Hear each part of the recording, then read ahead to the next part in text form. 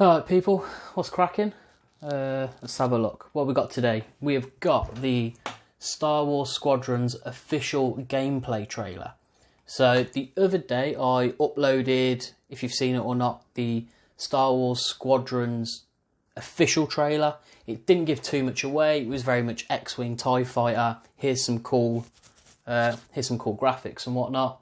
Here, so just reading this from EA Star Wars, it says the second Death Star is gone, but starfighter pilots unite on both sides of the galactic civil war as it rages on in Star Wars Squadrons.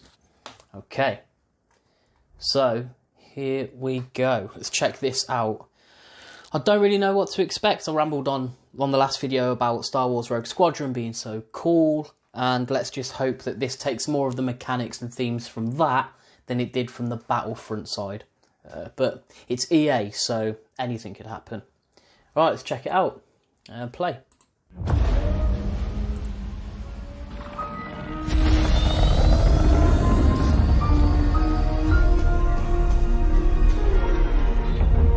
Let's get some fucking bombs there.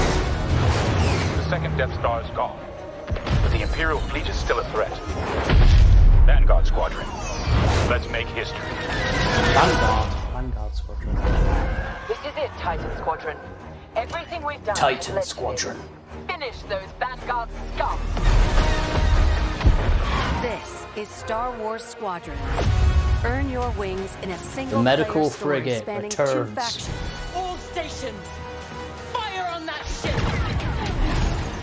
And master multiplayer battles as a squadron of 5. With the option to play the entire game in VR. This is the definitive Star Wars pilot experience. Come on! So you play the whole game in You'll VR. begin your career in a single-player story. Yes! Titan Squadron. Where you'll play as 2 combat pilots. Flying for both the Empire and the New Republic. The story. Okay, that's one of the things I wish it had. You'll experience this world through your cockpit. The instrumentation in front of you provides critical feedback about power management, targeting, and shields. With a squadron of diverse characters at your side, prove your skills on increasingly challenging missions. Hello, Vanguard. Welcome to the Nadiri dockyards. One of my spies has linked the attacks with the New Republic Starhawk project. The story of the 2 pilots you play Stick together. will shape the balance of power in the galaxy. Get ready! Let him have it.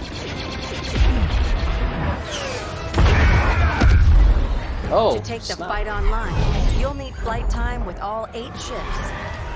Fighters are the most flexible and versatile, able to handle any situation. Oh, that was cool. Interceptors are fast and highly maneuverable. I told ya. Get him. Ideal for hunting down your opponent's starfighters. That was kind of fun! Support ships can keep allies safe and stocked up, as well as disrupting enemy fighters. Light him up! Nice.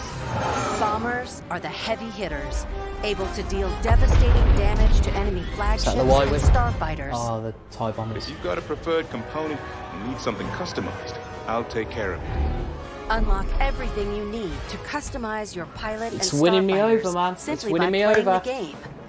From cosmetics to an at arsenal you, of over what? 50 components that alter how your ships fly, fight, and survive.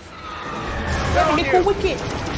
I'll deal with it. You can dramatically change your loadout depending on your squadron's strategy. Finally got him. This will be critical in Star Wars Squadron's multiplayer mode. First up, dogfights. This is an all-out 5v5 battle. Vanguard 5, that was the best! Fine-tune your loadouts to work as a team. Moving in on the enemy. Utilize components like tractor beams, turrets, and mines to slow down your opponents or set up your squad mates for the kill. Rebels unmarked. For teams looking for an even greater challenge, it's time to prove yourself in Star Wars Squadron's signature mode, Fleet Battles. Fleet battles are Oh, yeah. multi-stage conflicts. Whether playing solo or with friends, you'll have the option to compete against other players or AI as a squadron of 5. Don't worry, I got him for you. Meet your team in the social hub to solidify strategy, coordinate loadouts, and prepare for takeoff. First, push the front line by winning the dogfight in the center of the map. That nebula. Next, attack or defend 2 medium-sized capital ships. We've lost our capital ships. And finally, the ultimate goal. Target and destroy the subsystems of your opponent's massive flagship and take it down. Shields are disabled. At each phase, your squadron either pushes the line forward or falls back to defend. Keep our flagships safe. It's your squadron's choice of how to play. I'm hit! Speedy, unrelenting assaults. Stay together, strike quickly. Stealth and subversion. Jamming the enemy. Sensors can't spot you. Or brutal bombardment. That ship is vulnerable. Take your shot. We need to hurry. A unified squadron is the key to victory. Taking my attack run now. Let's make this count. Oh, it looks good, man. This is Star Wars Star Squadrons. Wars Squadrons. Join the galaxy's finest and make your mark. You are the hope of this galaxy.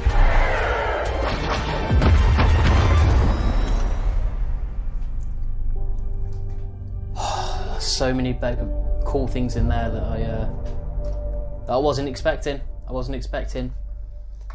So, a couple of quick points before I forget. The nebula scene in that. So it was all it was like a junkyard in space, and behind it was like some nebula. That that must have been a callback to Rogue Leader, because on one of the earlier levels in there, it was called the Nebula, and it was just like that. I don't think we see it in the Saga films. I don't know if you see it in Rebels or Clone Wars. I'm not sure. I haven't watched them back in so long. It looks a lot quicker than I thought. So it's again like Rogue Leader and like the Rogue Squadron franchise, instead of taking a slower, just slower in general, like it was in the last EA and the Battlefronts. So that was pretty cool.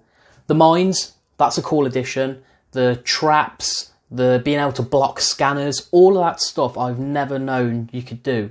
The only downside in this, and it might not be a downside because they're obviously pushing for the VR thing, but it's the cockpit view.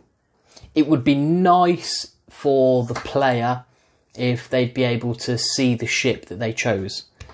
So for me, for example, I always like to play these games third person because, one, it was a little bit easier because you could navigate your space slightly easier, and you were more aware of your surroundings, so you had more than your own peripheral in your cockpit to see who was where, and especially if some jabroni is shooting you from behind, you could be able to just do some cool tricks and stuff, and miss some debris or a ship. So, like if you were going to go round a ship, it might be a bit tricky to do it just in your cockpit view, because by the time you come back around, you might just be met with a big wall.